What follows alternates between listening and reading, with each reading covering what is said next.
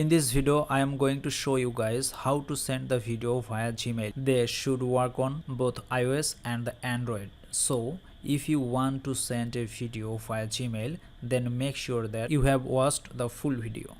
So let's start it. First of all, you have to open your Gmail apps.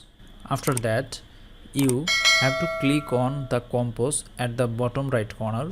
Then you will get this option. From here I'm just putting my mail ID. After that, you have to click on the paperclip option.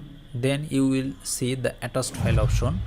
After clicking attached file option, you will get the file you want to upload. From my device file, I'm selecting one video I want to upload. In this case, I'm selecting this video. After that, I can give the subject name and other things. After completing all basic things, I have to click on the arrow button. Then the video will send, and now confirmation is come that it is sent. So in this way you can send any video via Gmail. If this video help you out, please consider leaving a like and let me know in the comments if you have any question. Have a good day.